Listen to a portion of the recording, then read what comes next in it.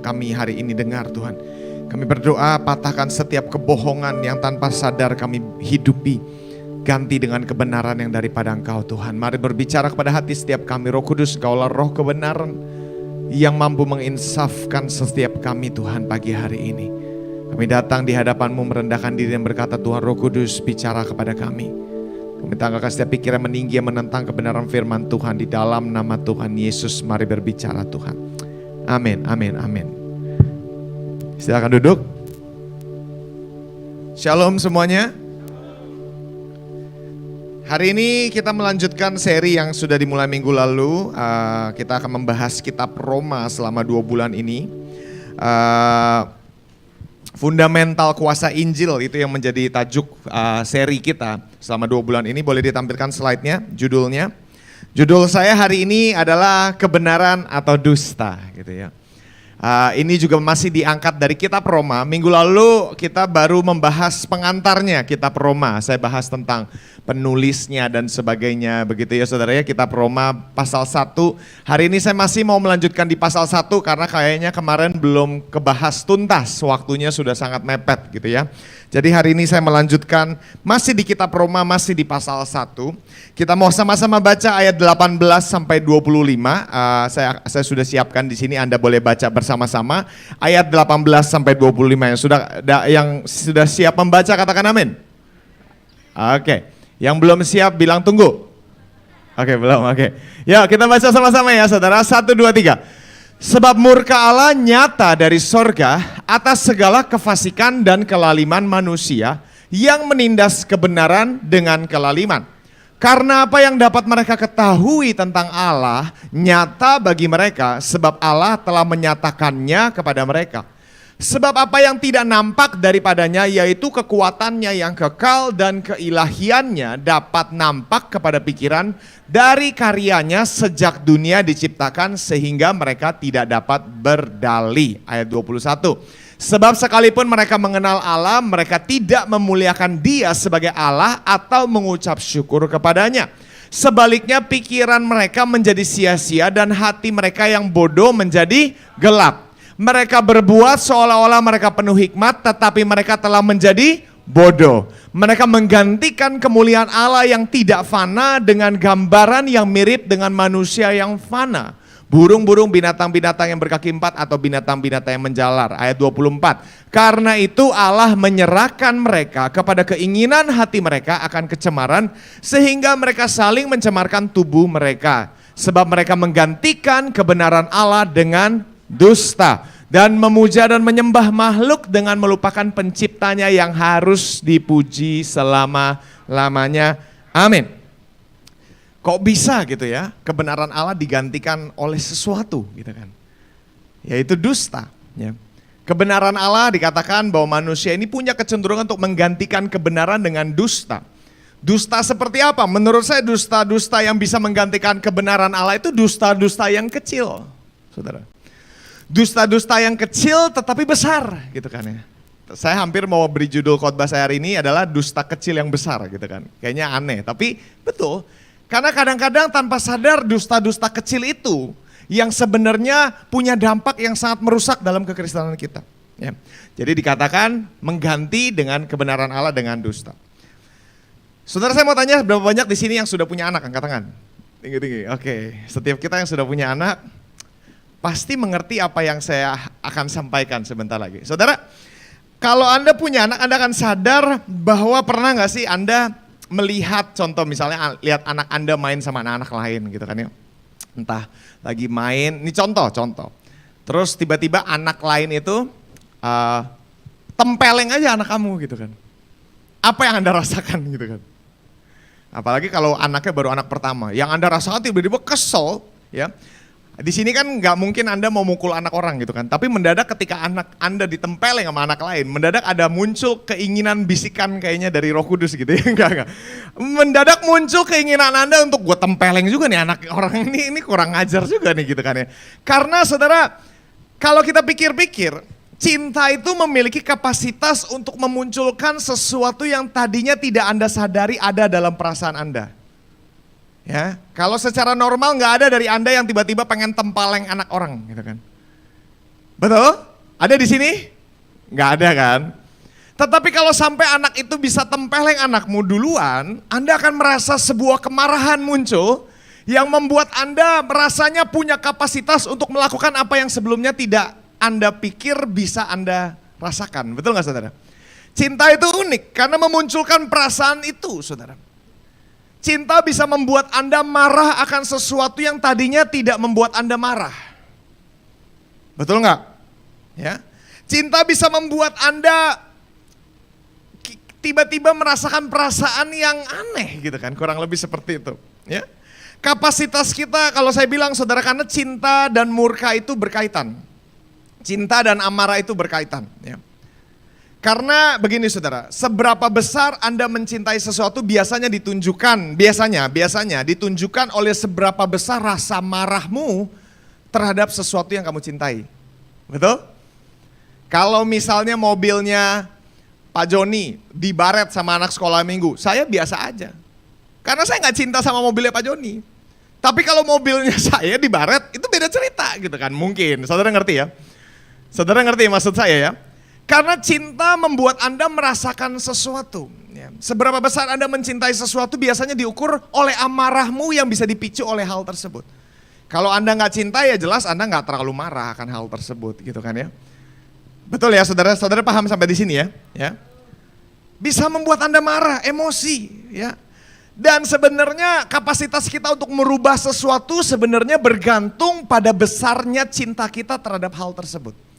Kenapa orang bisa membuat banyak perbedaan? Kenapa kalau kemarin Pak David Basuki kita habis dari sini kita makan siang ngobrol-ngobrol sebentar sama beliau. Beliau ada sharing yang namanya design thinking gitu kan ya. Cara berpikir yang penuh dengan rancangan. Nah itu salah satunya dipicu kalau kita pikir. Kalau dia jelasin penemu-penemu dunia ini, shockingnya boleh kecilin dikit. Penemu-penemu dunia ini bisa menemukan sesuatu yang tidak ditemukan manusia. Biasanya itu dipelopori oleh satu perasaan, yaitu empati. Empati yang dalam, saudara. Empati itu apa? Saya pernah jelaskan waktu itu. Perasaan sakit terhadap kesakitan yang dialami orang lain, itu empati, saudara. Jadi penemu-penemu yang kita lihat, Anda hidup di zaman di mana penemuan yang sudah ditemukan begitu banyak. Dan penemuan-penemuan itu biasanya keluar dari perasaan marahnya seseorang akan melihat hal yang terus-menerus terulang gitu loh. Dia mulai berpikir gimana supaya orang gak perlu ngalamin yang kayak begini lagi. Gimana supaya bayi-bayi gak perlu mati lagi karena kedinginan. Gimana supaya begini, gimana supaya begitu. Akhirnya lahirlah yang namanya inkubator dan sebagainya. Itu lahir dari apa? Perasaan amarah manusia yang didorong oleh rasa cintanya terhadap sesuatu. Saudara ngerti ya? Jadi memang rasa cinta ini mendorong kita untuk menemukan sesuatu dan merubah sesuatu. Ya, karena kita hanya akan berjuang untuk sesuatu yang kita cintai. Nah saudara, kalau Anda baca di ayat yang barusan kita baca, dikatakan bahwa murka Allah nyata atas kefasikan manusia. Nah saudara, kalau Anda seperti saya yang kita ini kadang-kadang suka rasanya kita ini kayak jadi pengacaranya Tuhan, mau membela Tuhan gitu kan ya. Kita semua tahu bahwa Allah adalah Allah kasih, betul? Dia adalah Allah yang kasih, dia adalah Allah penyayang penyabar, betul, setuju? Bukan cuman penyayang tapi maha sabar, ya kan? Maha kasih gitu kan ya, dia maha kasih. Nah bagaimana kita menjelaskan ayat yang baru kita baca, bahwa murka Allah dinyatakan kepada manusia. Kan jadi orang bertanya, jadi sebenarnya dia Allah yang cinta atau dia Allah yang murka? Betul gak saudara? Kok bisa Allah yang cinta murka sama manusia? Kan itu yang menjadi pertanyaan gitu kan ya. Katanya dia Allah panjang sabar. Orang sabar kan, panjang sabar artinya gak pernah marah kan? Kita pikir gitu kan? Salah saudara, orang panjang sabar tuh bukan gak pernah marah. Orang panjang sabar bisa mengendalikan amarahnya, bukan gak pernah marah. Saudara, kalau Anda lihat sepertinya saya sabar, bukannya saya gak marah. Tapi amarah itu bisa saya tekan. Saudara ngerti gak? Bisa saya kendalikan, saya tidak biarkan amarah itu mengendalikan pikiran saya. Saudara, gak ada yang namanya panjang sabar bukan orang tidak pernah marah. Saudara ngerti ya? Nah, jadi kalau kita ngebahas tentang hal ini, saudara mesti tahu bahwa memang Allah adalah Allah yang kasih, tetapi dia juga punya murka. Bahkan kalau saya boleh bilang saudara, tidak mungkin Allah adalah Allah yang kasih kalau dia tidak punya murka. Karena tadi saya bilang, bahwa murka, amarah kita berkaitan dengan yang kita cintai. Kalau Anda tidak marah akan hal itu, Anda tidak cinta akan hal itu. Betul nggak saudara? Ya, jadi amarah itu sehat. Amarah itu sesuatu yang perlu Anda rasakan. Kalau Anda melihat amit-amit, seorang gadis kecil diperkosa sama kakek-kakek, harusnya muncul amarah di hati Anda. Kalau sudah tidak muncul amarah di hatimu, Anda sudah terlalu dingin. Setuju dong? Jadi amarah itu boleh, hanya apa yang kita lakukan dengan amarah itu yang harus kita ambil pertimbangan, saudara. Saudara paham ya? Jadi kalau kita bilang, kalau kita mau mengenal Allah yang kasih, berarti Anda harus bisa menerima dia juga adalah Allah yang murka. Karena kalau dia tidak murka akan sesuatu, dia tidak sungguh-sungguh mencintai yang dia cintai. Saudara ngerti? Mengerti ya sampai di sini ya? Bingung ya? Tapi benar ya, saudara ngerti, paham ya? Jadi kalau Anda mau menerima dia sebagai realita bahwa Allah adalah kasih, Anda juga harus menerima realita bahwa Allah adalah murka juga. Karena dua hal ini berdampingan. Cintanya kepada manusia harus diwujudkan lewat murkanya kepada sesuatu yang merusak manusia. Saudara, yang Anda harus tanamkan di hatimu, Allah cinta manusia. Dia menciptakan manusia yang ia cintainya. Dan karena Allah cinta manusia, dia harus menunjukkan cintanya lewat murkanya terhadap sesuatu yang merusak manusia. Betul saudara ya? Kenapa Allah murka bisa punya kasih? Kenapa Allah yang punya kasih bisa punya murka? Jawabannya sama seperti Anda dan saya. Anda bisa murka terhadap sesuatu yang Anda sangat cintai. Mengerti, katakan amin. Ya, jadi kalau kita mau menikmati Allah yang kasih, kita harus bisa belajar berdamai dengan murka Allah. Nah, kalau gitu sekarang pertanyaannya, apa yang memicu murka Allah? Yang pertama tadi kita bahas adalah sebab murka Allah nyata dari sorga atas segala kefasikan. Atau bahasa Inggris terjemahan lainnya menggunakan evil, kejahatan, dosa. Saudara, murka Allah yang pertama-tama dinyatakan kepada dosa, bukan pendosanya. Saudara, Allah benci dosa, tetapi dia mencintai pendosa. Ada amin? Yang kayak gini susah diaminin kan, rasanya soalnya pendosa itu jahat semuanya gitu kan. Masa Allah cinta penjahat? Saudara, dengar baik-baik, Allah cinta penjahat. Yang dia benci kejahatannya. Itu beda loh. Allah cinta pendosa. Kalau enggak mungkin dia mati buat Anda dan saya. Anda dan saya dulunya siapa? Pendosa. Kenapa dia mati buat Anda? Karena dia cinta pendosa. Yang dia benci adalah dosanya. Karena dosa adalah seperti racun yang menggerogoti esensi Allah dalam diri manusia itu. Karena itu Allah begitu mencintai manusia, karena itu dia begitu benci sama dosa. Saudara, karena itu nggak bisa kita kompromi dengan dosa, bukan karena Allah akan benci kitanya. Tetapi dia memang benci dosa yang seringkali manusia cintai. Nah karena itu kalau kita mau belajar membangun hubungan dengan Allah, kita harus belajar membenci yang dia benci dan mencintai yang dia cintai. Jangan pernah benci pendosa, benci dosanya. Cintai pendosanya. Benci kejahatan yang dilakukannya, tetapi jangan pernah benci penjahatnya, cintai penjahatnya. Saudara ngerti ya? Bukankah itu pesan yang Yesus hidupi? Ketika diserahkan, gitu kan saudara, dia tidak lawan. Kenapa? Karena dia mencintai manusia yang membunuh dia. Bahkan di kayu salib setelah dia disiksa habis-habisan, dia berkata apa? Bapa, ampunilah mereka, mereka tidak tahu apa yang mereka lakukan. Kenapa dia bisa berkata demikian? Karena cintanya kepada Anda di luar perbuatan yang Anda lakukan terhadap dia. Nah ini susah dimengerti manusia. Karena kalau orang berbuat jahat kepada kita, kita tidak hanya benci perbuatannya, tapi kita juga benci orangnya. Coba Anda disiksa kayak Yesus. Bisa nggak Anda berkata, Tuhan ampuni dia. Dia nggak tahu apa yang dia lakukan. Nggak bisa. Karena tanpa sadar kita selalu menjembatani perbuatan dengan identitas. Saudara, Anda harus bisa bedakan, manusia adalah manusia ciptaan yang Allah yang membawa gambar dan rupa Allah. Tetapi mungkin memang cemar oleh dosa, Anda harus benci dosanya, tidak kepada orangnya. Ya. Jadi sekali lagi dosa adalah yang memicu murka Allah. Kemarin kita bahas banyak tentang ini. Ya. Solusi dari dosa, Tuhan yang turun ke bumi menjadi sama dengan manusia lahir dari seorang perawan muda, lalu mati untuk Anda dan saya. Sehingga sekarang Anda dan saya punya solusi dari tragedi dosa yang tidak bisa diapa-apain oleh manusia sepanjang sejarah. Itu kabar baik, itu kabar Injil yang kemarin kita bahas. Ya. Kita semua mengerti akan hal ini, tetapi saya juga harus garis bawahi.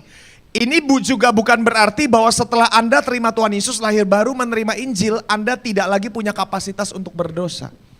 Karena selama Anda bernafas, saudara, Anda masih punya kapasitas untuk melakukan dosa. Hanya bedanya, saudara, Anda tidak lagi hidup di dalamnya, tidak lagi diatur olehnya. Saudara, Anda mungkin jatuh, tetapi Anda tidak bermain-main di dalamnya. Itu bedanya, saudara. Anda punya kuasa untuk bangkit kembali. Itu yang pertama. Bahwa murka Allah dinyatakan kepada dosa manusia. Tetapi saudara, lewat ayat ini kita juga belajar ada pemicu kedua.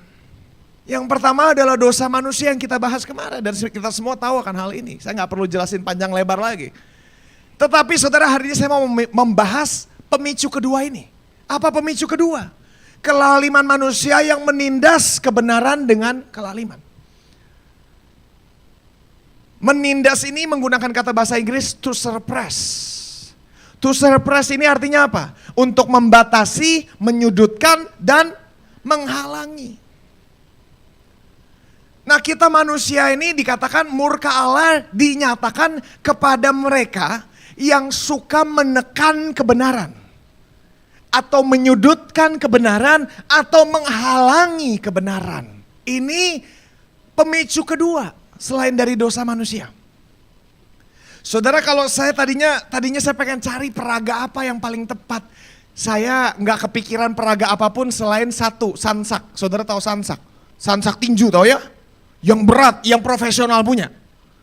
Yang kalau Anda tekan sekuat tenaga dia bakal ngapain saudara? Balik lagi. Dan dia berat, nggak bisa diangkat oleh satu orang saudara. Betul nggak saudara? Dia berat, nggak gampang digeser. Kalau yang profesional Anda mau tendang sekuat tenaga kagak mental-mental tuh sansak. Cuman begini balik lagi. Nah itu kebenaran. Bobotnya berat, tidak mudah bergeser, tidak bisa bergerak. Dan sekalipun Anda tekan, dia akan balik. Betul nggak saudara? Nah ini kebenaran, saudara. Tidak bisa ditekan, karena sekalipun Anda tekan, dia akan balik lagi. Saudara, kenapa saya bahas hal ini? Karena saya mau Anda sadari zaman yang kita hidupi sekarang. Saudara, kita ini hidup dalam zaman sosial media. Siapa di sini yang pakai handphone? Angkat tangan. Susah nanya begini. Siapa di sini yang nggak pakai handphone? Tetap minimal bisa lah ya, sosial media jarang, mungkin ada beberapa yang nggak pakai handphone ya. Tetapi saudara, mayoritas kita ini hidup dengan handphone, ya. Dan nggak ada masalah dengan handphone. Saya juga pakai handphone, tidak dosa pakai handphone. Ya, saya mau bilang itu dulu. Tapi saudara mesti sadar bahwa handphone yang kita punya ini punya sistem yang namanya algoritma, terutama kalau Anda mainnya sosial media, baik di WhatsApp, ya baik Instagram, Facebook dan sebagainya. Ada yang namanya algoritma.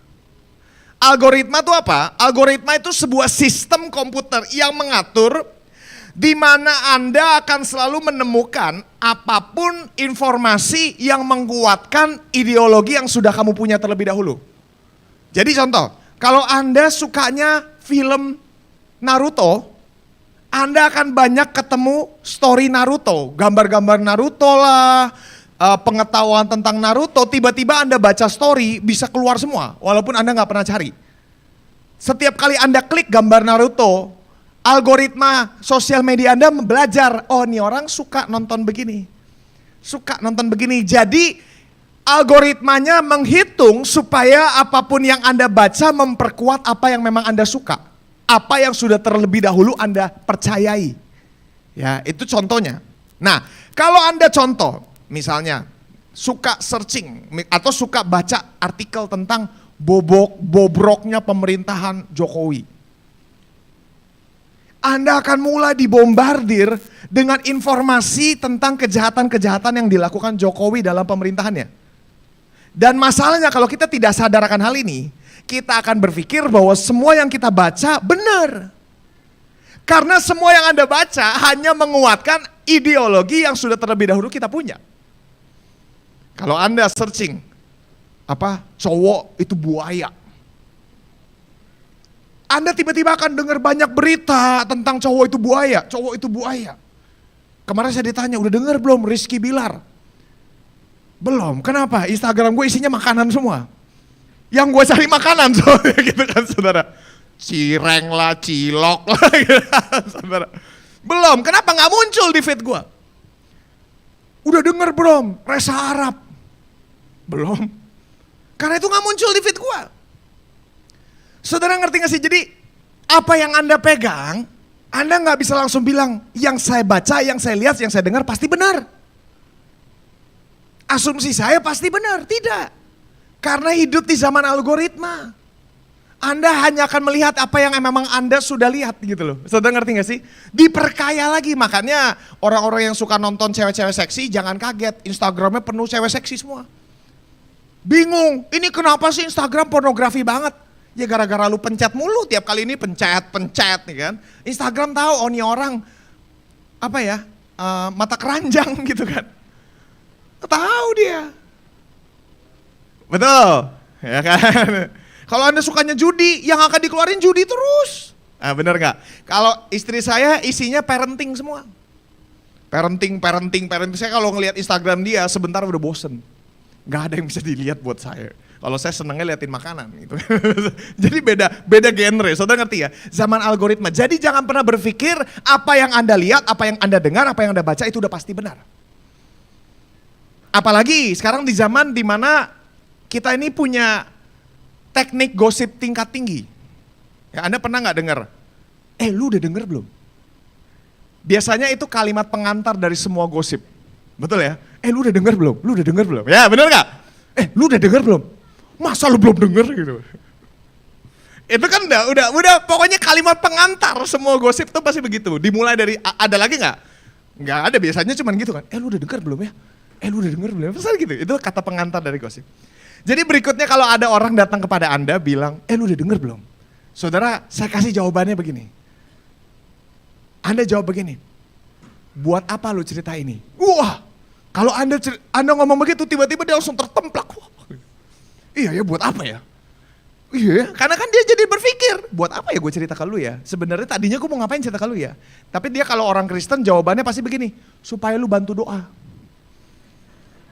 Kalau dia orang Kristen, supaya kita sama-sama doakan. Sama-sama doakan gitu kan. Mendadak kita jadi majelis doa begitu kan ya.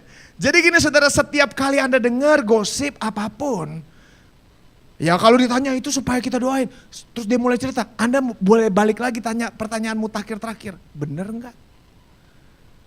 Itu bener enggak? Tapi buat semua yang gosip, yang dia katakan selalu bener. Ya kan? Bener. Enggak, itu bukan perasaan gue. Biasa kalau gitu udah tarik urat. Enggak beneran.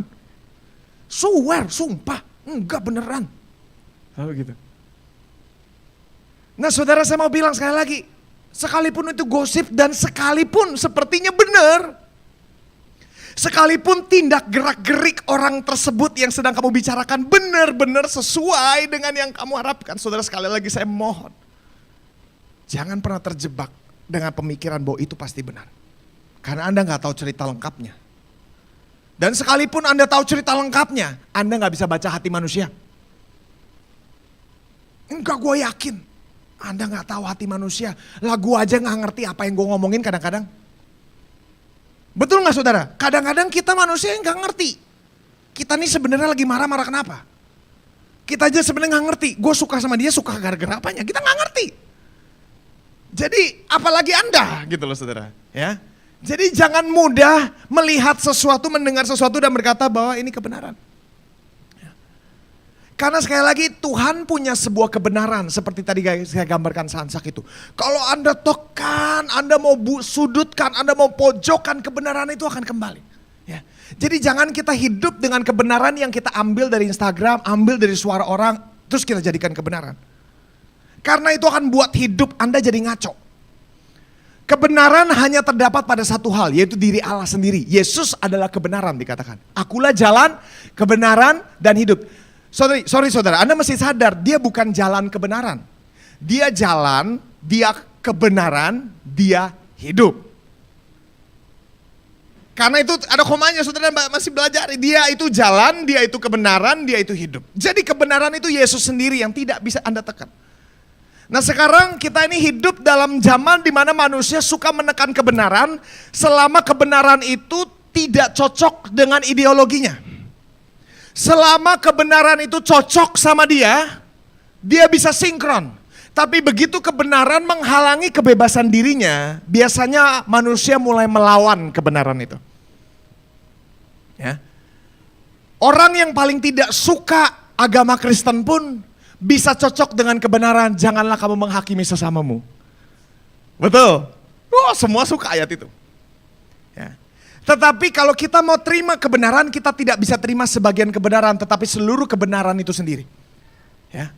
Anda boleh menekan kebenaran semaumu, tapi seperti Sansok, semakin Anda tekan, bakal ngapain saudara? Buah, balik lagi. Pasti. Contoh, sekarang kita hidup di zaman, kalau Anda berkata begini, kebenaran Allah berkata bahwa Allah hanya menciptakan manusia dan perempuan. Itu ayat Alkitab tulis begitu. Pada mulanya Allah menciptakan laki-laki dan perempuan. Lalu Anda berkata begini, saya gak suka tuh kebenaran kayak gitu. Saya nggak yakin, saya nggak percaya bahwa Tuhan cuma menciptakan dua gender. Saya merasa terserah kita manusia mau jadi apa. Anda boleh ciptakan teologi Anda sendiri tentang gender manusia sebenarnya tidak terbatas dan sebagainya. Anda mau bikin pemikiran seperti apa, Anda mau tekan kebenaran, tadi saya bilang apa saudara? Kebenaran itu bakal balik lagi ke Anda. Orang mau hidup bebas dengan apa LGBT-nya gitu kan. Anda boleh hidup bebas, Anda tekan kebenaran, tapi suatu hari kebenaran itu akan balik pukul kamu. Anda mungkin di sini tidak setuju dengan pemikiran begini. Seks itu hanya dinikmati dalam pernikahan. Alkitab berkata demikian. Anda tidak setuju, Anda tekan kebenaran itu. Enggak lah, boleh lah kita coba-coba, boleh lah, gak masalah lah. Anda coba tekan. Anda akan bayar harganya. Balik lagi. Karena kebenaran gak bisa diapa-apain saudara. Anda gak bisa goyangin, Anda gak bisa tekan, Anda gak bisa pojokan karena dia akan balik lagi. Yang mengerti katakan amin. Ya.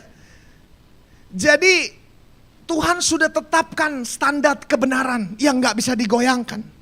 Anda boleh tekan tapi konsekuensinya akan Anda bayar. Kebenaran berkata carilah dahulu kerajaan Allah dan segala kebenaran maka semua akan ditambahkan pada kamu. Kamu gak setuju dengan kebenaran itu, kamu berkata, gue cari dulu duit, baru nanti cari kebenaran, karena itu akan bikin gue bahagia. Boleh, Anda tekan kebenaran, Anda akan lihat hidupmu merana. Kesusahan demi kesusahan kita alami. Ya. Itu semua sudah pasti ada dalam hukum yang Allah memang sudah tetapkan ketika dia menciptakan garis dunia ini. Saudara, kebenaran itu solid, dari dulu sampai sekarang selamanya tidak berubah. Ya. Tidak dapat, karena itu ayat 19 sampai 20 dikatakan begini. Karena apa yang dapat mereka ketahui tentang Allah nyata, sebab Allah telah menyatakannya kepada mereka. Sebab apa yang tidak nampak dari Allah, yaitu kekuatannya yang kekal dan keilahiannya, dapat nampak kepada pikiran dari karyanya sejak dunia diciptakan. Supaya mereka tidak dapat apa saudara? Berdalih, tidak ada manusia yang bisa berdalih. Mau Anda coba sangkali kebenaran Alkitab tentang hal-hal yang mendikte bagaimana Anda harus hidup, Anda tidak setuju dengannya, Anda mau buat kebenaran sendiri, Anda akan lihat bahwa itu akan kembali menempelak Anda kembali. Karena itu semua sudah diatur, hati manusia pun tahu. Sejujurnya fakta bahwa Anda sedang berjuang melawan kebenaran itu berarti karena hati nuranimu tahu itu salah. Makanya Anda coba perjuangkan, Anda coba perangi. Ya kan? Hati nurani kita tahu salah. Kenapa? Karena memang kita diciptakan demikian oleh Allah. Paulus bilang bahwa Allah itu nampak dari semua yang ia ciptakan. Ya. Pencipta itu nampak. Ya. Jadi begini saudara. Bertahun-tahun ilmuwan dulu nih saudara dulu ya. Mencoba membuktikan bahwa Tuhan itu tidak ada. Makin kesini ilmuwan sudah tidak lagi berdebat akan adanya Tuhan atau tidak. Kenapa? Karena mereka sadar satu hal. Bahwa menjelaskan Tuhan tidak ada itu jauh lebih sulit daripada menjelaskan Tuhan itu ada. Ya. Jadi mereka came to conclusion, mereka ambil konklusi bahwa memang segala sesuatu bisa dijelaskan secara rumus, tetapi yang membuat rumus itu bergerak ada satu porosnya. Kalau ilmu pengetahuan berkata the unlimited one, yang tidak terbatas. Tapi kita semua tahu itu Tuhan. Lu boleh rubah namanya, ya itu satu aja, Tuhan gitu kan. Dan Alkitab jelas, mereka juga berkata bahwa kalau lu menyingkirkan Tuhan, maka semua rumus fisika dan semua yang ada ini nggak bisa berjalan. Jadi mereka pun mengakui adanya Tuhan, gitu kan. Tuhan itu tidak bisa kita sanggah, jujur di dalam hati kita semua pun kita mau gini jujur. Kalau orang bilang saya ateis, jujur buat saya, orang yang ateis itu punya iman yang luar biasa hebat. Karena untuk percaya Tuhan itu tidak ada, itu tuh butuh iman yang besar banget. Iya benar saudara. Karena Tuhan tuh jelas ada dalam semua yang tercipta, semua yang ada ini diciptakan. Ada porosnya, ada pemikiran di balik ini semua. Jujur kita semua tahu ada penciptanya. Makanya sekarang waktu itu saya jelaskan, udah jarang ada orang ateis zaman sekarang. Karena kenapa? Secara ilmu pengetahuan pun udah tidak bisa dibuktikan. Manusia tahu ada Tuhan, jadi mereka sekarang udah gak menyangkali adanya Tuhan. Hanya sekarang mereka buat kebenaran baru. Tuhan ada, tapi dia gak peduli sama kita, gak ada urusannya sama kita. Paling begitu. Tetapi itu pun saudara tidak bisa kita buang dari hati nurani kita bahwa Allah kita ada. Betul gak saudara? Nah sekarang saya mau ajak kita berpikir begini saudara. Kalau ada yang namanya ciptaan, maka ada. Kalau ada yang namanya ciptaan, maka ada. Betul dong? Ya dong? Kalau ada yang namanya pencipta, maka ada yang namanya rancangan yang diciptakan. Betul? Kalau saya seorang pencipta dan saya menciptakan sesuatu, maka ketika saya menciptakan hal yang saya ciptakan, ada rancangannya. Betul nggak? Ada idenya. Nggak mungkin saya ciptakan Anda asal-asalan, nggak mungkin. Jadi kalau ada ciptaan, ada pencipta, dan kalau ada pencipta, ketika dia menciptakan pasti ada rancangan. Dari sini keluar ayat, rancangan yang ada padaku terhadap kamu lebih baik, jauh melebihi rancanganmu sendiri gitu kan. Jadi pencipta kita punya rancangan. Nah saudara, terus kita tarik garis lagi gitu loh. Kalau ada rancangan berarti ada maksud, ada tujuan. Kalau ada rancangan berarti ada awalnya gagasan yang memulai rancangan itu. Ada maksudnya, ada tujuannya. Dan kalau ada maksud berarti pencipta itu punya nilai moral. Betul gak saudara? Karena ada maksud pasti dia punya nilai yang bisa memberi arti dari maksud tersebut. Berarti Allah kita punya nilai moralnya. Ya. Dan kalau ada nilai moral, maka akan ada pertanggungjawaban terhadap semua yang Ia ciptakan. Anda dan saya suatu hari akan kembali bertemu dengan penciptamu, dan di sana Anda dan saya harus mempertanggungjawabkan bagaimana kamu menghidupi kehidupan yang Allah berikan. Betul? Nah, manusia tidak suka ini. Manusia tidak suka ide bahwa kita suatu hari harus mempertanggungjawabkan hidup kita kepada seseorang. Kenapa manusia begitu banyak melakukan kejahatan dan merubah? Sekarang kita lihat di Amerika, gender udah banyak gitu kan ya. Dan saya waktu itu bilang, saudara jangan pikir, oh ini cuma di Amerika, di Indonesia enggak akan. Karena walaupun Amerika jauh di sana, kita ada dalam satu planet yang sama. Dan kita semua sedang menuju era globalisasi. Suatu hari apa yang mereka alami sekarang sudah akan kita alami, saudara. Ya. Anda pikir mobil listrik masih jauh dari Indonesia? Memang kelihatannya masih jauh. Sekarang di Amerika sudah hampir mayoritas pada mobil listrik semua. Dan gak lama kesini mobil listrik. Kenapa? Karena kita di dalam satu planet yang sama, perahu yang sama, saudara. Jadi kalau Anda berpikir kenapa pemikiran-pemikiran di Amerika bisa begitu melenceng jauh? Sejujurnya alasannya satu. Manusia tidak suka ide bahwa suatu hari hidup saya harus saya pertanggungjawabkan. Karena kalau saya harus pertanggungjawabkan hidup saya tidak bisa hidup seenaknya. Manusia cuma mau satu kok sebenarnya, hidup seenaknya. Hidup semaunya. Ya. Hidup kaya raya, mati masuk surga gitu kan. Itu yang manusia mau, hidup semau-maunya, mati masuk surga. Tapi tidak demikian Ferguson gitu kan. Ada pertanggungjawabannya. Ada pertanggungjawabannya.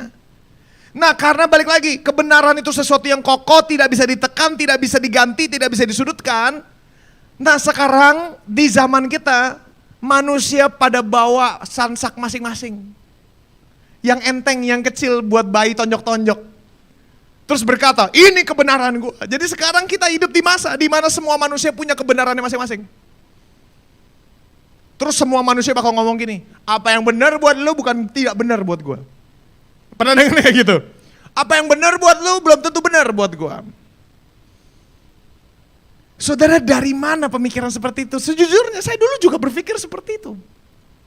Tapi saya sadar satu hal, saudara. Kalau kebenaran buat Anda benar, buat saya nggak benar, berarti kebenaran itu sendiri dipertanyakan.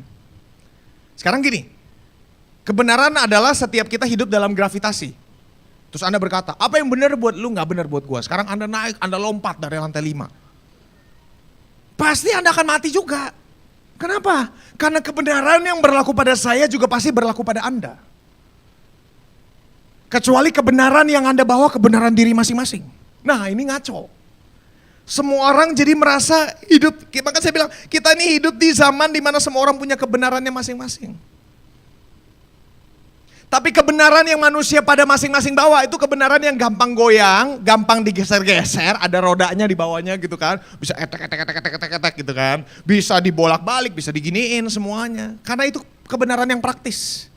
Yang bisa dirubah seperti yang kita mau. Kapanpun kita merasa sudah tidak lagi cocok buat hidup saya ganti. Nah, ini kebenaran yang manusia suka. Kebenaran yang bisa beradaptasi. Ya, kan zaman udah berubah, pastor. Kita nggak boleh kolot kayak dulu. Enggak, saya juga nggak kolot. Kebenaran tuh nggak pernah kolot.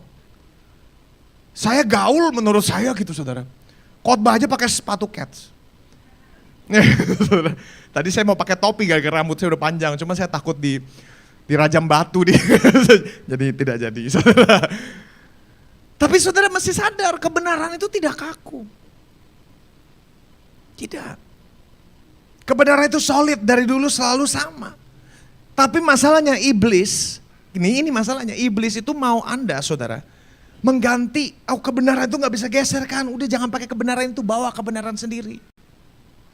Nah, iblis sukanya begini, dan masalahnya saudara, setiap kebenaran yang Anda bawa, yang masing-masing manusia punya, kebenaran manusia selalu menyembunyikan sebuah dusta. Jadi di depannya benar, di belakangnya salah. Di depannya benar, di belakangnya dusta. Jadi yang Anda pikir kebenaran belum tentu kebenaran, bisa jadi adalah dusta. Nah, masalahnya gini saudara, masalahnya gini, iblis itu penuh strategi. Kalau dia mau bohongin Anda, dia gak mungkin bohongin Anda dengan kalimat yang terdengar seperti kebohongan. Anda aja gak mau dibohongin kan?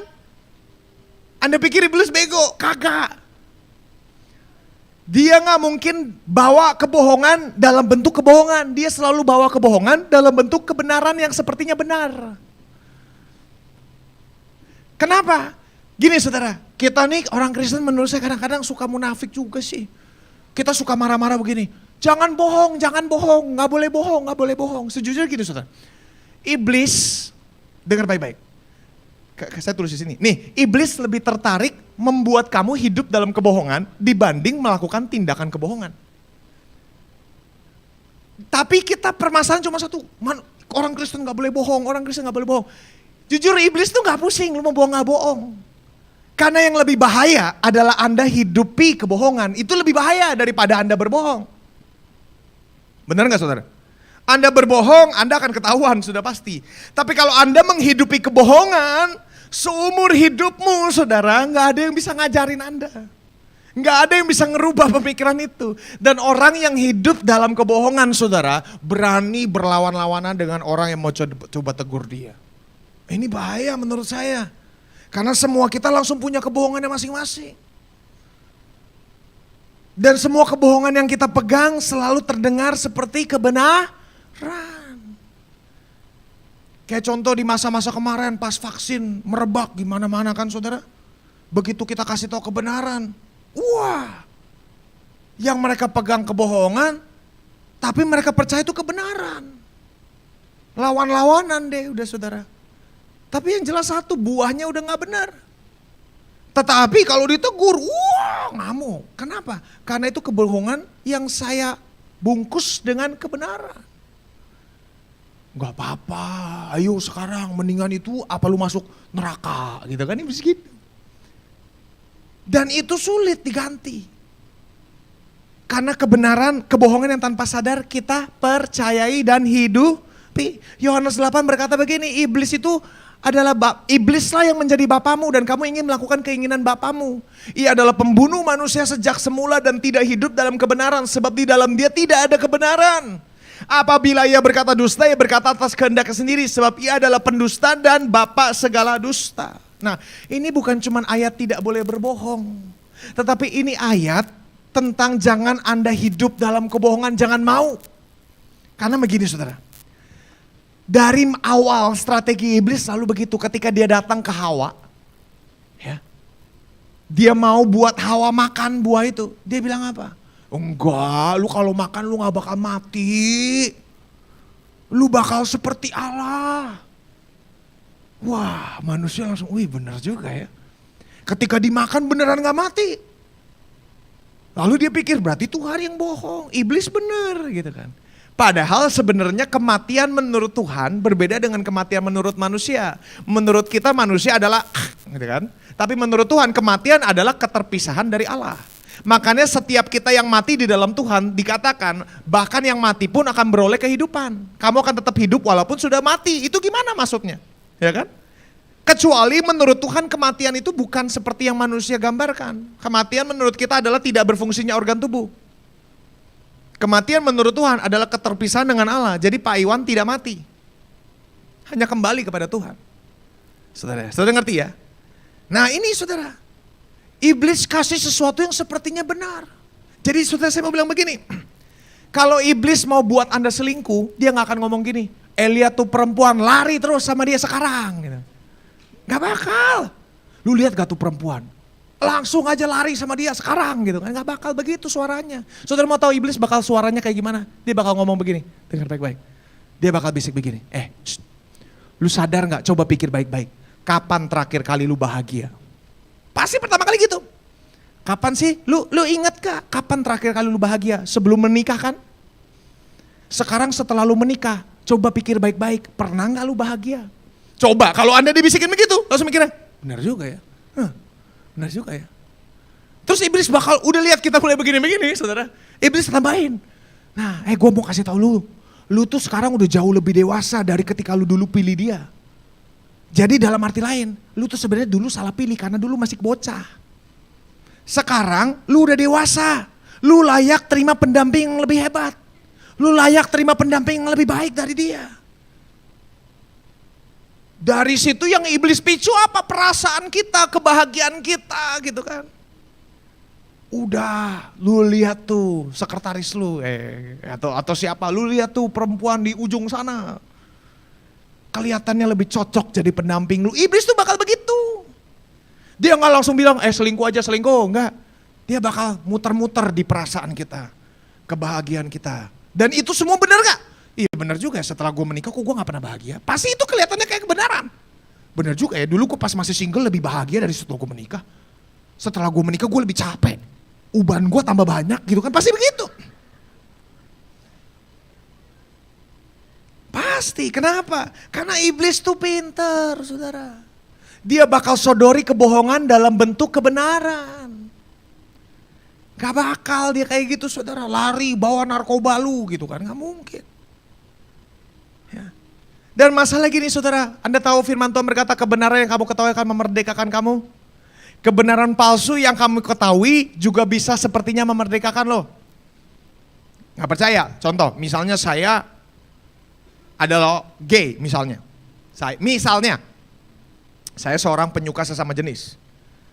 Dengar kebenaran berkata bahwa Allah hanya menciptakan laki-laki dan perempuan. Saya tidak suka.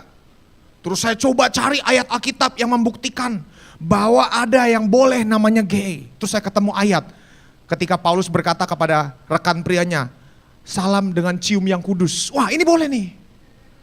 Ya kan? Saya langsung bentuk kebenaran sendiri. Begitu saya dengar, oh ternyata Paulus juga gay. Nah, kebenaran yang saya pikir adalah benar, tiba-tiba memerdekakan saya nggak? Merdeka, saya boleh jadi gay. Benar nggak saudara? Kenapa? Karena kebenaran yang palsu juga bisa memerdekakan. Sepertinya. Tetapi seperti tadi saya bilang, kebenaran ditekan bagian kamu bakal balik, lu bakal bayar harganya. Pasti. Ya. Nah sekarang kalau Anda mulai percaya tanpa sadar, banyak dari kita kebohongannya berbunyi seperti gini. Iblis bohongin kamu. Lu tuh gak ada harganya tuh gak lu. Lu gak ingat dulu kecil lu pernah ngalamin pelecehan. Lu gak ingat dulu lu kecil lu pernah dibuang. Lu gak ingat dulu kecil bokap lu pernah ngomong apa ke lu. Nyokap lu pernah ngomong apa ke lu. Lu gak tahu, lu gak ingat bahwa lu tuh gak berharga. Bokap nyokap lu aja gak mau lu. Bisikan itu adalah dusta. Sebab firman Tuhan tidak berkata demikian. Firman Tuhan berkata kamu ini berharga. You are precious, kamu ini berharga bagi Tuhan. Kamu ini berharga, diingini, dicintai. Tapi iblis berkata, lu tidak dicintai, lu tidak diingini, gak ada yang mau sama lu. Kita berpikir seperti itu menjadi dusta yang kita pegang. Dan ketika dusta itu kita pegang, saudara, itu mulai menjadi kebenaran palsu. Akibatnya, setiap orang yang mencoba mendekati Anda dan mencintai Anda dengan tulus, Anda curigai. Nggak mungkin dia cinta gue nih, pasti ada maunya, dia mau harta gue atau mau apanya di gue. Pasti gitu. Anda nggak bisa percaya, kenapa? Karena Anda terlanjur mempercayai sebuah dusta. Tidak ada yang akan cinta saya setulus itu. Nggak akan ada. Semua pria adalah buaya gitu kan. Wah, Anda menghidupi kebohongan itu, saudara. Dan masalahnya saudara, mempercayai dusta akan membuat Anda menggenapi nubuatan itu sendiri. Jadi seperti Anda menubuatkan dirimu dan Anda sekarang hidup di dalamnya. Nah ini bahaya. Makanya terus di ayat 21 Roma 1 berkata, sebab sekalipun mereka mengenal Allah, mereka tidak memuliakan Dia sebagai Allah atau mengucap syukur kepadanya. Dari situ ketika Anda mulai menghidupi kebohongan, Anda akan mulai dikatakan tidak memuliakan Allah. Dengan cara apa? Sebenarnya sederhana, seperti ketika Hawa mulai makan kebohongan iblis, yang terjadi apa? Hawa mulai fokus kepada satu hal yang tidak boleh dia miliki. Padahal Tuhan ciptakan begitu banyak pohon-pohonan, semuanya boleh dimakan. Hanya satu yang tidak boleh dimakan. Jadi sebenarnya dia punya banyak kan. Tetapi yang iblis lakukan selalu satu, membuat Anda fokus pada apa yang Anda gak bisa punya. Iya gue tahu gue bisa makan semua, tapi itu yang gue pengen. Iya bener gue tahu hidup gue bahagia, tapi gue pengen sama dia. Kan gitu, pasti gitu kan. Iblis selalu buat kita fokus pada satu hal yang kamu gak punya, gak bisa punya dan gak boleh punya. Padahal yang kita punya banyak, gak bisa dilihat. Apa itu? Kehilangannya pengucapan syukur. Nah ini fatal saudara, ketika kehilangan pengucapan syukur ini awal kejatuhan manusia. Hilangnya kepercayaan akan kebaikan Allah. Kalau pengucapan syukur yang mulai hilang, yang terjadi begitu. Akan sulit untuk Anda percaya bahwa Allah baik kalau Anda tidak bisa mengucap syukur. Apa yang terjadi? Saya tutup di sini saudara. Karena itu Allah menyerahkan mereka kepada keinginan hati mereka. Kecemaran sehingga mereka saling mencemarkan tubuh mereka. Saudara-saudara mesti tahu satu hal. Kalau di perjanjian lama Anda banyak melihat murka Allah. Sodom Gomora, betul gak? Nah ini ayat yang masih sering dipakai. Awas lu, ntar kita Indonesia kena Sodom dan Gomora. Nah itu orang yang gak ngerti Alkitab. Saudara, perjanjian lama adalah perjanjian lama. Anda dan saya tidak hidup di bawah perjanjian yang lama. Nah jadi murka Allah tetap ada, betul. Tetapi bentuknya yang berubah. Di perjanjian lama murka Allah kalau saya boleh bilang bentuknya aktif. Allah tidak suka tanah memakan orangnya, ya kan, bener gak? Kan enak kayaknya hidup di perjanjian lama ya, ada yang lu gak suka, makan aja semua di sini Tuhan, gitu kan. Kalau Anda adalah orang-orang yang berpikiran seperti itu, saudara, paling seneng gitu kan, kalau nih jemaat gak mau dengerin, Tuhan biar tanah mengangakkan mukanya, setengah dari jemaat dimakan gitu kan. Misalnya begitu gitu kan. Tapi gak seperti itu saudara, itu murka Allah yang di perjanjian lama. Sodom Gomora, air bah gitu kan. Kalau di perjanjian baru tidak seperti itu murka Allah turunnya. Saudara, murka Allah turun dalam bentuk yang pasif. Bagaimana bentuk murka Allah yang pasif? Dengan cara Allah menyerahkan mereka kepada yang mereka inginkan. Nah ini menurut saya bahaya. Kalau Anda melakukan dosa dan masih merasa bersalah, bersyukur. Berarti masih ada kesempatan bertobat. Tapi kalau sudah melakukan dosa dan tidak pernah merasa bersalah lagi, itu bahaya. Karena tidak ada kesempatan bertobat. Itu kenapa? Itu tandanya Allah sudah menyerahkan Anda kepada nafsumu. Allah menyerahkan Anda kepada apa yang kamu memang mau. Anda berkata begini, kok Tuhan yang baik mengizinkan manusia masuk neraka? Bener gak? Sering dipakai, sering ngomong begitu soalnya. Kalau Tuhan yang baik, kenapa manusia diizinkan masuk neraka? Saudara, kalau saya punya jawaban jahatnya tuh gini loh saudara. Buat apa Tuhan paksa lu untuk ada bersama dia di surga nanti, kalau di bumi aja lu gak suka deket-deket dia. Mendingan jujur kayak saya dulu. Saya dulu pas diinjilin saya ngomong apa? Mendingan gua di neraka, di surga gua gak ada temen. Saya dulu pengennya masuk neraka, di neraka banyak orang terkenal, biar saya masuk di situ gitu kan. Dulu saya bilangnya begitu. Tapi saudara kalau Anda pikir baik-baik, benar saudara. Lah buat apa Tuhan mengajak Anda menghabiskan kekekalan bersama Dia yang selama di bumi aja saudara Anda gak betah. Anda gak mau, Anda gak suka. Yang selama di bumi Anda terus tentang, yang selama di bumi terus Anda berontak dengan gaya hidupmu. Ya buat apa? Tuhan gak mau maksa. Ya kan saudara sekarang saya tanya, ada di sini yang pengen paksa seseorang untuk hidup bersamamu selamanya gitu kan. Dia gak suka, misalnya Anda suka sama artis Korea siapa? Siapa namanya? Siapa ya? Seohyun, ada gak Seohyun? Ada. Atau siapalah. Ya ambil lah Lee Min Ho ya zaman dulu lebih terkenal. Lee Min Ho gitu kan. Gue suka sama dia, dia gak suka sama gue. Gue suntik dia biar pingsan terus dia hidup selamanya, gue paksa hidup sama gue selamanya. Ya buat apa? Bener gak saudara? Anda dapat badannya tapi gak dapat hatinya.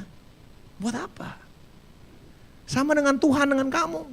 Buat apa dia paksa-paksa kamu untuk ada dalam hadiratnya? Kalau ujungnya yang dia dapat cuma badan kamu, hati kamu adanya di sini. Ngapain? Dan karena kasihnya dia menyerahkan Anda kepada murkanya. Istilahnya murka Allah tuh begitu saudara bentuknya sekarang. Menyerahkan Anda kepada keinginan nafsumu masing-masing. Lah memang lu sukanya gitu ya sudah. Nah ini saya bilang saudara, kita ini dilema generasi kita. Kita punya Allah yang baik, tetapi seringkali kebaikannya disalahartikan oleh manusia yang dia cintai. Manusia itu sebenarnya satu, saudara gak suka diatur. Kita cuma satu hal aja, kita gak mau hidup kita diatur-atur. Tapi saudara saya mau bilang, ya sebenarnya kayak anak saya juga, Judah tuh gak suka diatur. Apalagi kalau harus tidur. Aduh. Mesti drama dulu pokoknya kalau mau ajak dia tidur. Mesti paksa tidur tuh drama. Kenapa? Gak suka diatur. Saudara, namanya manusia. Memang gak suka diatur. Tapi saudara akan sadar. Kalau Anda hidup semaumu sekian lama, sampai satu titik Anda pun akan sadar. Bahwa sebenarnya kita manusia butuh pengaturan Tuhan. Saudara saya tuh pernah hidup bebas sebebas-bebasnya. Saya kan pernah narkoba, saudara tahu. Saya dulu pecandu narkoba. Habis-habisan, rokok, narkoba, minum-minuman alkohol. Hidup seperti orang dunia. Ya, hidup seperti anak setan gitu kan. Tapi di tengah pencapaian semua itu gak ada yang bisa bikin saya berasa tenang. Hatinya damai, gak ada. Kebahagiaan gak ada. Sampai satu titik saya sadar. Saya tuh butuh diatur sama Tuhan. Kalau saya yang ngatur hidup saya, hancurnya kayak begitu.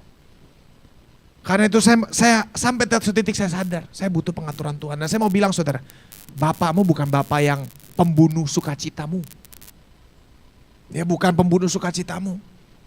Kalau sampai dia memberikan sebuah peraturan, itu demi kebaikanmu, itu demi sesuatu yang baik untukmu, saudara. Itu demi sesuatu yang baik. Ya. Jadi saya tutup dengan pemikiran ini, saudara. Iblis akan selalu mencoba meyakinkan kamu bahwa kamu hanya bisa bahagia jika kamu menemukan kebenaranmu sendiri. Boleh pemusik saya minta maju, kita mau sama-sama tutup. Tapi hari ini saya mau bilang, saudara, Anda boleh ganti kebenaran Allah dengan kebenaran kita masing-masing. Tetapi itu tetap tidak bisa membawa hasil seperti yang kebenaran Allah berikan dalam hidup kamu. Kebahagiaan, kepuasan, itu gak ada di tempat lain, saudara. Itu gak ada di tempat lain. Jadi kalau hari ini Anda merasa Anda hidup dalam kebohongan, saya percaya ini hari di mana Allah mau memerdekakan kamu. Amin. Yuk saudara, saya ajak kita bangkit berdiri.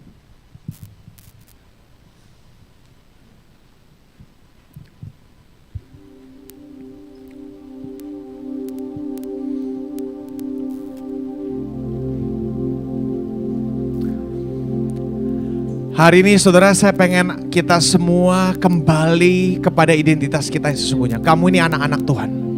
Kamu ini anak-anaknya Bapa. Kamu ini anak-anak Bapa.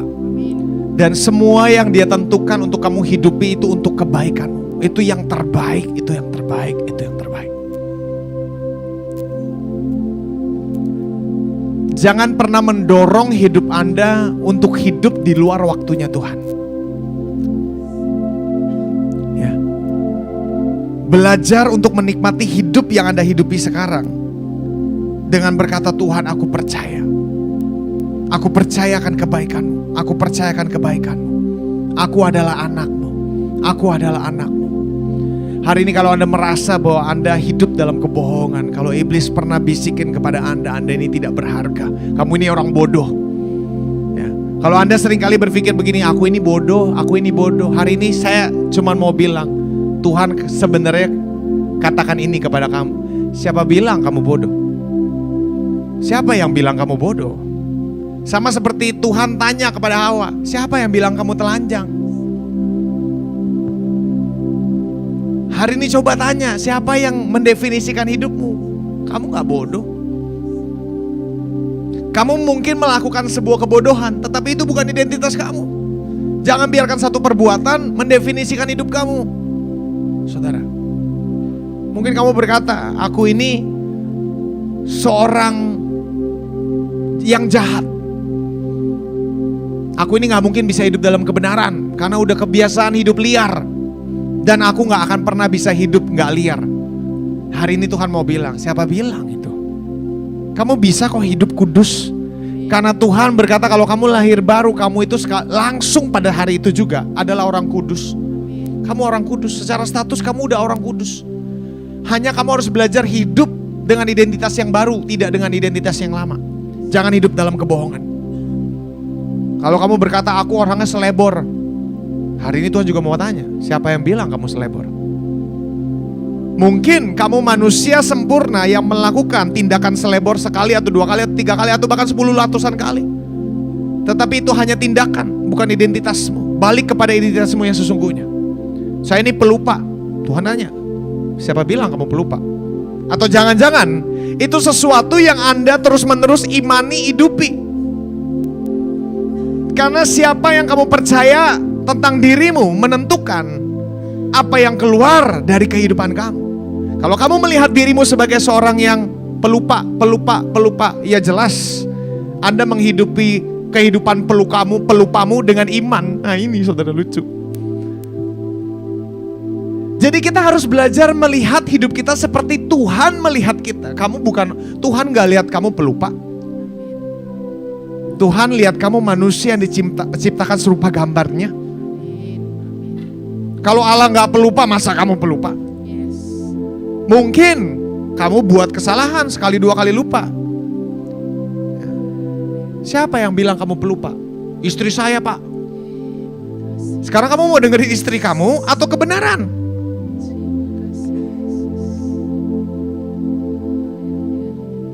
Saya pemarah. Siapa yang bilang kamu pemarah? papa saya, mama saya, istri saya, teman saya. Saudara, jangan biarkan manusia mendefinisikan siapa kamu.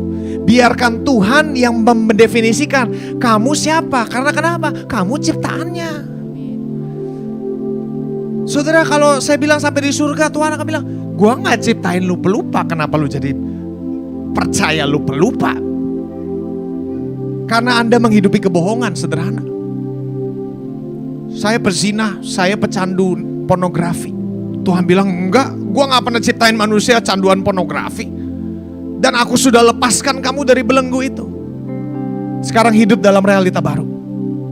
Hidup dalam realita baru. Jangan mau hidup kembali ke kubangan yang lama. Pastor, Tuhan, saya orang yang mulutnya kasar. Siapa bilang? Itu kamu dan sekelilingmu yang bilang. Sekarang belajar ngelihat dirimu seperti Tuhan melihat dirimu. Ya. Saya mau ajak Anda semua sama-sama merenungkan kebenaran ini. Jangan biarkan dusta iblis menjadi realita hidup kamu. Hari ini aku perintahkan setiap dusta demi dusta untuk dipatahkan dalam hidup anak-anakmu. Ketika Anda lahir baru, Anda bawa DNA baru. Di dalam darahmu mengalir darah Kristus.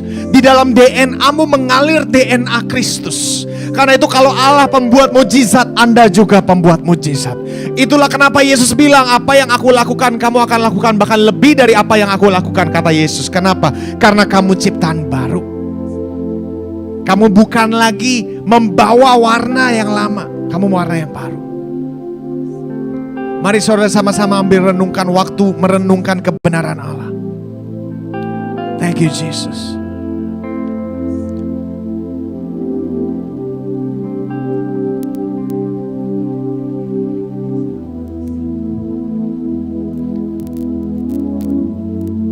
Thank you Jesus.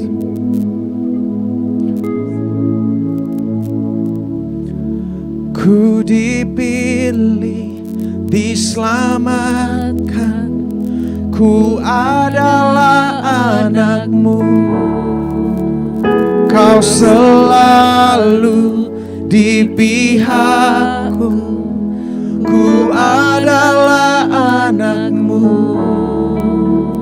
Ku dipilih, diselamatkan, ku adalah anakmu. Kau selalu di pihakku, ku adalah anakmu.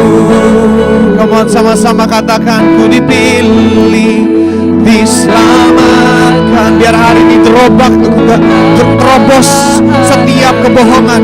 Kami dobrak setiap kebohongan, di setiap dusta iblis hari ini kami hancurkan di dalam nama Tuhan Yesus. Kamu bukan orang-orang miskin, kamu bukan orang-orang bodoh, kamu bukan orang-orang susah, kamu bukan orang-orang yang tidak dicintai, kamu bukan orang-orang yang tidak berharga. Kamu anak Tuhan, kamu anak Allah, kamu anak Tuhan, kamu dicintai, kamu diingini oleh Allah, kamu dikasihi oleh Tuhanmu, kamu berharga oleh Tuhan.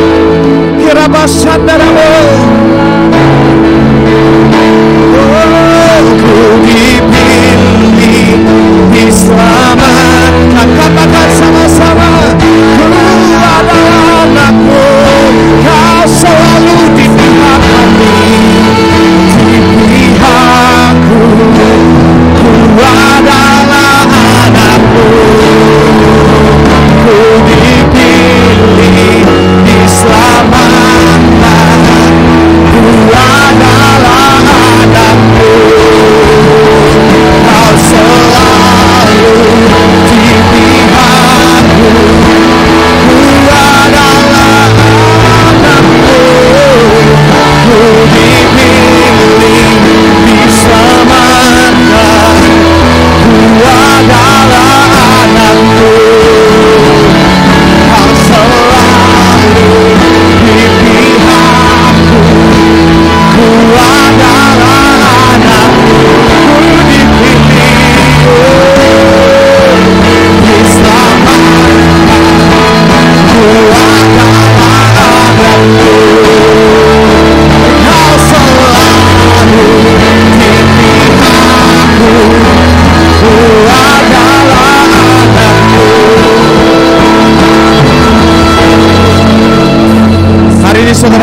waktu Tuhan seperti tanya. Sadar, minta, saudara saya mau tantang Anda berdoa begini sama Tuhan. Tuhan, apa sih yang menjadi kebohongan yang aku hidupi? Kasih tahu aku Tuhan. Kasih tahu aku Tuhan. Kasih tahu aku Tuhan. Kasih tahu aku Tuhan. Kasih tahu aku Tuhan.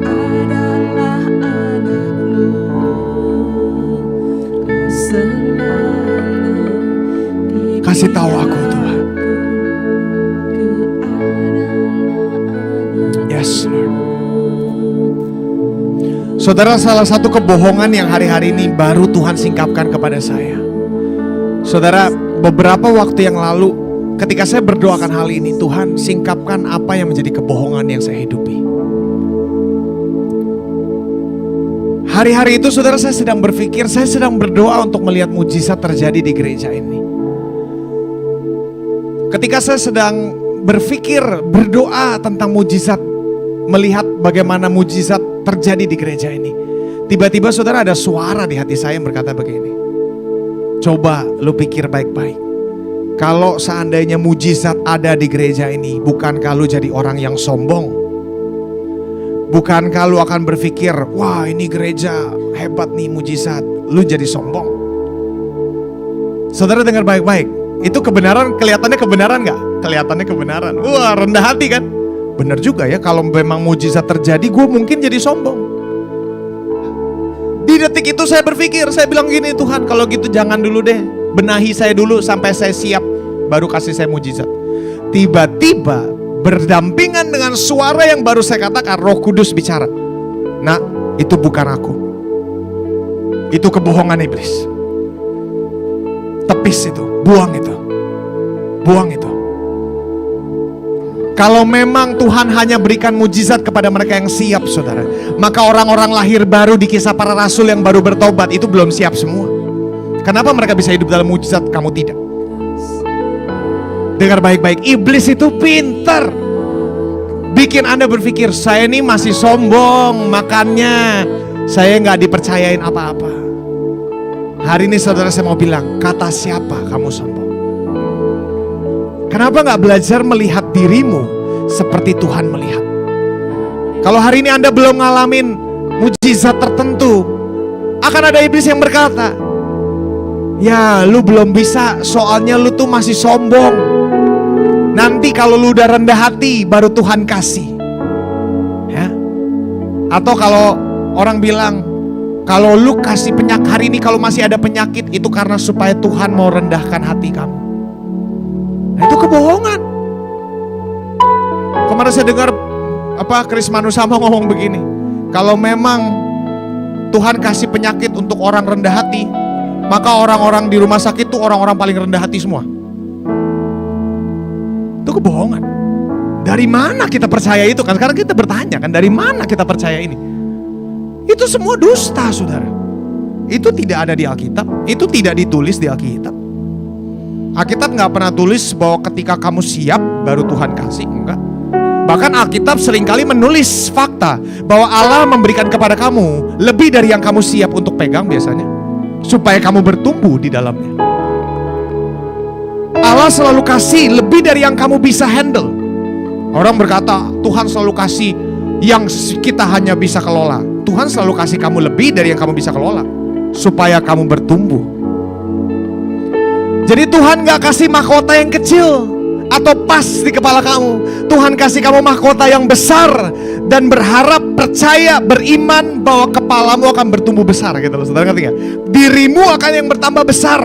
Mahkotanya Tuhan gak akan dikecilin. Kemuliaan Allah tidak akan dikecilin. Kamu yang harus bertumbuh besar kepada kemuliaan Allah, segenap penuh kemuliaan Allah. Sekarang keluar dari kekerdilan kita. Apa yang hari ini membuat Anda berpikir, saya tidak diurapi karena saya masih banyak dosanya? Saudara, saya mau bilang itu kebohongan iblis. Kembali kepada kebenaran Allah. Ketika kamu lahir baru, kamu terima identitas baru. Hari ini saya mau Anda kebaskan semua pemikiran salah itu. Kamu anak Tuhan. Kamu anak Tuhan. Kamu anak Tuhan. Saudara, jujur ini hari-hari yang memerdekakan saya, saudara. Saya kemarin cerita sama Pastor Jo. Sejak saya tiba-tiba memerdekakan ini, saudara, saya malah sekarang hari-hari ini ketika kemana-mana, saya seperti orang yang nyariin orang-orang sakit. Kemana saya lihat, ada yang sakit gak ya? Karena saya mau belajar percaya realita bahwa saya punya kuasa kesembuhan. Saudara, kalau Anda tahu tanganmu bisa menyembuhkan orang sakit, bukankah Anda akan, ada yang sakit gak? Ayo sini, gitu kan. Tugasmu adalah coba expand di mana Allah bisa bergerak melalui saya. Jangan Anda kerdilkan pengertianmu. Oh, saya belum siap. Doa saya masih bolong-bolong. Alkitab saya juga masih bolong-bolong. Nanti mungkin kalau Alkitabnya udah rajin, doanya udah banyak, insya Allah, gitu kan, saya dipakai Tuhan. Itu bohong. Itu kebohongan. Hari ini saya mau ada hidup merdeka. Di dalam tanganmu Allah sudah percayakan kuasa. Efesus berkata, setiap berkat rohani itu sudah ada di dalam kamu. Setiap berkat rohani, kesembuhan, pemulihan keluarga, kelimpahan, itu ada di dalam Kristus, yang sudah ada di dalam diri kamu. Sekarang kita perlu belajar menghidupi kebenaran itu. Jangan lagi jadi orang Kristen lemah, yang kalau ketemu penyakit mintanya pastor yang doain. Kalau ketemu setan, teleponnya pastor yang doain. Kamu orang berkuasa. Kamu bukan orang-orang lemah. Amin. Amin. Sekali lagi kita nyanyikan, ku dipilih, diselamat. Katakan dengan senyum yang lebar, saudara. Karena Anda sadar Anda anak-anak raja. Anda anak raja, saudara. Dia selalu di pihak kamu. Dia gak marah sama kamu. Dia gak kesel sama kamu. Dia gak bohong sama kamu. Dia adalah Bapakmu. Dia selalu di pihak kamu. Ku adalah anakmu. Kau selalu di pihakku. Ku adalah anakmu. Ku dipilih, diselamatkan. Ku adalah anakmu. Kau selalu di pihakku. Ku adalah anakmu. Terima kasih Tuhan. Biar kebenaran ini memerdekakan kami pagi hari ini. Memerdekakan kami hari ini Tuhan. Setiap dusta-dusta hari ini runtuh, copot belenggemu dari anak-anak-Mu. Di dalam nama Tuhan Yesus, kami adalah anak-anak-Mu. Engkau selalu di pihak kami Tuhan. Terima kasih Bapa. Dalam nama Tuhan Yesus kami berdoa. Amin, amin, amin, amin. Silakan duduk sebelum kita masuk persembahan. Saudara, saya ada pengumuman singkat. Jumat ini kita ada pertemuan pelayan yang diwajibkan. Kalau untuk para pelayan diwajibkan, dan bagi Anda yang mau tergabung dalam pelayanan juga boleh join di pertemuan pelayan. Saudara, terutama untuk pertemuan pelayan Jumat ini, saudara, saya minta kehadiran setiap Anda, terutama yang pelayan ya, wajib ya. Karena saya akan kembali, saudara, ini saya boleh cerita sedikit ya, sedikit aja. Minta maaf. Saudara, beberapa hari ini memang saya sedang berdoa untuk melihat terobosan di gereja kita. Ini terjadi 2-3 minggu yang lalu ketika saya lagi, yang tadi saya cerita. Saya lagi berdoa sambil cuci piring, tiba-tiba tuh kepikir, iyalah lu belum lah kalau lu lihat apa mujizat tiba-tiba terjadi di gereja, lu kan jadi orang yang sombong. Nanti tunggu lu rendah hati, minta Tuhan proses lu. Saya langsung berkata, benar Tuhan, Tuhan proses saya. Baru saya mau lepasin impian saya, tiba-tiba Roh Kudus tadi ngomong begitu. Nah, yang terjadi saya langsung deklarasi, Tuhan aku percaya ini adalah kerinduanmu. Aku mau press in, aku mau terus mengejar hal ini. Malamnya saudara, saya dimimpi. Malamnya itu seperti di rumah saya, seperti ada pergerakan paranormal saudara. Itu gedubrak-dubrak, ada barang jatuh segala macam, ada ular, ada kalajengking, ada buaya, pokoknya semua yang setan-setan yang jelek-jelek, ada setan semua banyak banget di kamar saya. Terus setan tuh ngomong gitu, ini di mimpi saya. Lu terusin, gue serang keluarga lu dengan begini terus setiap hari. Itu serem banget. Begitu saya bangun, saya seneng. Karena iblis ketakutan. Dia mulai ngancam. Berarti kita sudah dekat. Serius saudara. Terus saudara masih ingat 2 minggu yang lalu Pak David Basuki tiba-tiba ngomong apa di sini? Ingat kan dinubuatin saya? Pastor Chris, musim berikutnya adalah musim kemuliaan. Musim kemuliaan. Saudara, itu menjadi sebuah peneguhan buat saya. Karena itu di pertemuan pelayan, saudara, saya akan benar-benar balik ke dasar untuk kita gereja kembali merumuskan kebenaran Allah dan hidup dari situ. Ya, karena itu saya minta kehadiran setiap pelayan, karena saya percaya kemuliaan Allah, pergerakan Allah, terobosan Allah sudah dekat buat gereja kita. Tapi kesediaan kita sekarang mengganti pemikiran yang lama. Ya. Mujizat itu normal di perjanjian baru. Di Kisah Rasul terutama mujizat itu normal banget. Sampai yang bukan rasul aja punya mujizat. Kenapa sekarang kita orang Kristen bilang hanya pendeta-pendeta tertentu yang bisa? Dan saya percaya kita bisa kembali kepada apa yang Alkitab katakan. Tapi butuh kesediaan kita sama-sama meninggalkan pemikiran kita yang lama. Ayo kita sama-sama tinggalin bohong itu semua. Kita ini terlalu dibohongin sama adat yang turun-temurun, kekristenan yang lemah turun-temurun. Ini saatnya kita kembali kepada Alkitab, saudara. Menjadi orang-orang Kristen yang berkuasa. Amin, amin.